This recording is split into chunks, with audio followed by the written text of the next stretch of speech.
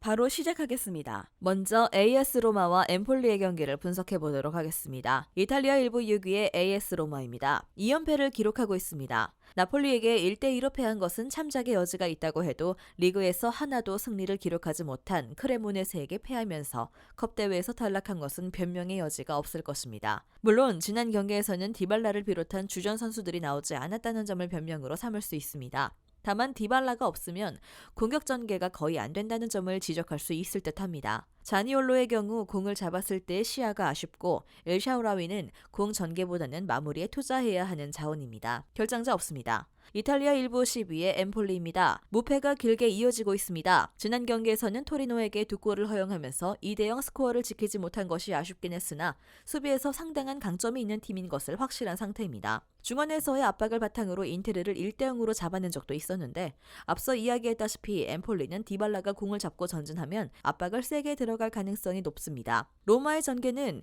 디발라가 전담하고 있는 상황이고 상대 공격진의 결정력도 썩 믿음직스럽지 못한 상태입니다. 물론 엠폴리도 원정에서는 무실점 비중이 꽤 떨어지는 양상을 보이긴 하지만 4위 이하의 팀을 상대로 멀티 실점을 허용한 적은 딱 한 번뿐이었습니다. 결정자는 데르마쿠, 폰그라치치 선수가 결정할 것으로 보입니다. 로마가 지난 경기 로테이션을 돌리면서 주전 멤버들의 체력을 보충한 것은 다행이지만 압도적인 스코어를 만들긴 어렵습니다. 엠폴리의 버티는 능력이 만만치 않은 상황이고 디발라가 없으면 공격이 거의 안 풀린다는 점은 문제점은 아직도 유효한 상태입니다. 이를 감안하면 2.5 언더 양상이 될 것이 유력한 상황입니다. 다음은 사스올로와 아탈란타의 경기를 분석해 보도록 하겠습니다. 이탈리아 1부 16위의 사스올로입니다. 밀란을 5대1로 대파했습니다. 베라르디가 한 골 3도움으로 최고의 활약을 했지만 데프럴 등 1, 2선 자원들이 모두 골고루 활약하는 등 공격의 전반적인 활약상이 좋았습니다. 물론 올 시즌에는 베라르드의 활약상에 기복이 있던 편이었기 때문에 지난 경기와 같은 활약상을 기대하기에는 무리입니다. 그래도 아탈란타가 강한 압박을 시도하면서 수비적인 리스크를 꽤 지는 모습을 보였고 측면을 윙백이 거의 전담해야 하기 때문에 공격적인 성과를 어느 정도는 기대해 볼 수 있을 것입니다. 지난 경기에서 밀란을 잡았던 방식도 측면 위주의 역습이었습니다. 결정자는 피나몬티 선수가 결정할 것으로 보입니다. 이탈리아 1부 4위의 아탈란타입니다. 인테르에게 무득점 패배를 당했습니다. 강한 전력의 상대이긴 했지만 리그에서 보여준 득점 페이스가 매우 좋았기 때문에 기대를 모았는데 주전 선수들을 대거 투입했음에도 경기력에서 밀린 것이 아쉬울 수밖에 없습니다. 지난 경기에서는 압박의 강도가 줄었는데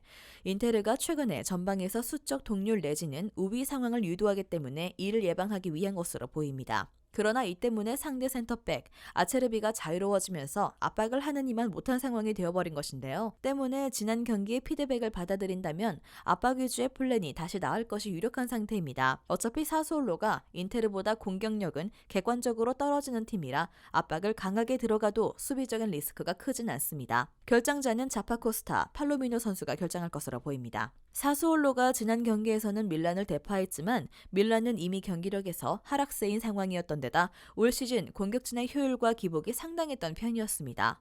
아탈란타가 지난 경기에서의 피드백을 수용하고 다시 강한 압박 위주의 플랜을 들고 나온다면 물오른 윙백과 이선 선수들이 다시 폼을 되찾을 수 있을 것으로 보입니다. 아탈란타 승리 예상합니다. 마지막으로 뮌헨과 샬케의 경기를 분석해 보도록 하겠습니다. 독일 1부 8위의 뮌헨 글라트바흐입니다. 호펜하임을 4대1로 대파하면서 첫 원정 승리를 따냈습니다. 상대 수비 라인이 붕괴 수준인 점을 감안하기는 해야 하나 능동적인 파르케 감독의 공격 전술은 어느 팀에게나 위협적임을 증명했다고 할 수 있을 것입니다. 파르케 감독은 어떤 팀을 만나도 공격의 고삐를 놓지 않는 유형인데 기동성이 좋은 튀랑, 호프만 등이 배치되어 있기 때문에 라인을 올리는 유형이나 수비가 약한 팀을 상대로는 지옥을 보여줄 수 있습니다. 홈에서는 라이프치히, 도르트문트를 공격으로 잡아낼 정도로 공격의 힘이 더 좋아진다는 점도 웃어주는 요소가 될 수 있을 것입니다. 결정자는 보르헤스 선수가 결정할 것으로 보입니다. 독일 1부 18위의 샬케입니다. 쾰른을 상대로 0대0으로 비기는 의외의 결과를 만들어냈습니다. 그러나 아직 강등권에서 탈출하는 것은 유연해 보이는 상황이고 올 시즌 유력한 2부 리그 강등 후보로 꼽히고 있습니다. 의외로 지난 경기에서는 선전한 모습인데요. 점유율은 오히려 쾰른을 앞서는 모습을 보여주었고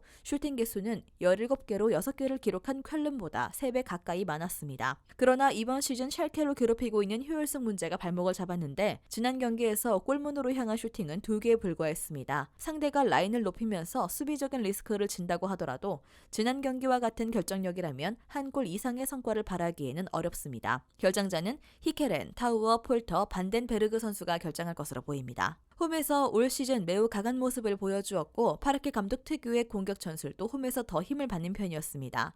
샬케의 지난 경기 수비 능력은 어느 정도 괜찮았으나 공격적인 팀에게는 다실점을 기록하는 경우가 잦았던 데다 지난 경기 상대보다 3배 가까운 슈팅을 더 기록했음에도 무득점에 그친 최악의 결정력이 발목을 잡을 것입니다. 뮌헨 승리 예상합니다.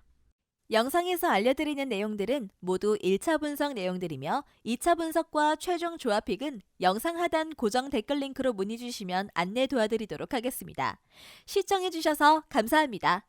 아직도 혼자 분석하고 계신가요? 이슬TV 스포츠 정보방에서는 실시간 스포츠 커넥션을 통한 소통하는 관리 시스템으로 확실한 수익을 전해드리고 있습니다.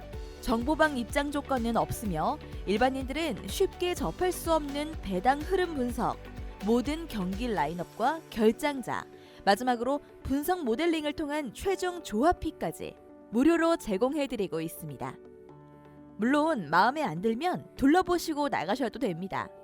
혼자 하면 단기간으로 수익을 볼 수도 있겠지만 함께하면 장기간으로 꾸준한 수익이 가능합니다.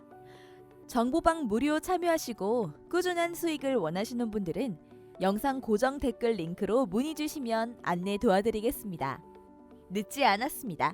함께 합시다.